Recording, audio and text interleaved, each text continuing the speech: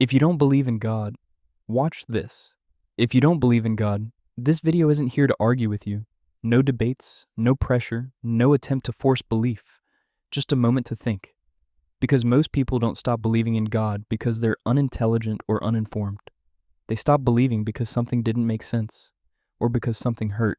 Loss, disappointment, hypocrisy, suffering that felt unnecessary. So instead of starting with answers, let's start with honesty. Even if you don't believe in God, you still believe in something. You believe your life matters, that love is real, that some things are truly right and others are truly wrong.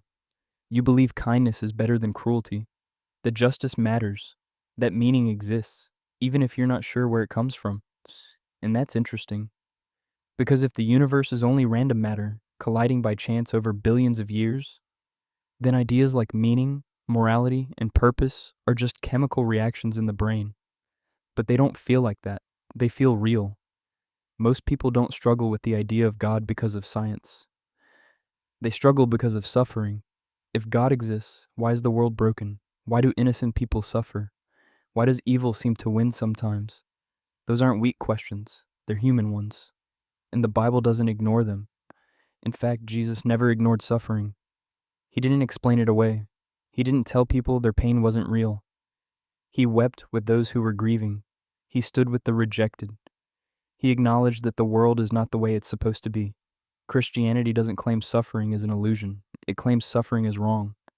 And that claim only makes sense if the world was meant for something better. Many people reject God, but still admire Jesus. Even those who don't believe often describe him as compassionate, wise, and morally profound. Jesus didn't live in wealth or power. He didn't lead an army. He didn't force belief. He spent his time with the poor, the sick, the doubting, and the forgotten. He spoke about forgiveness when revenge felt easier. He taught humility in a world obsessed with status. He welcomed people others pushed away, and he never demanded blind faith. He invited trust. The cross is where many people misunderstand Christianity. It's often seen as proof that God failed. But Christians believe the cross means something very different. It means God didn't stay distant from suffering. It means God entered it. Betrayal, humiliation, injustice, pain. Christianity doesn't offer a God who watches suffering from a distance. It offers a God who steps into it. Faith was never meant to be certainty without questions. Even Jesus' closest followers doubted. They struggled. They failed. Belief wasn't about perfection. It was about honesty. Here's a question worth asking, not as a threat, but as a possibility. What if God exists? And belief isn't about losing freedom, but about finding meaning that suffering can't erase?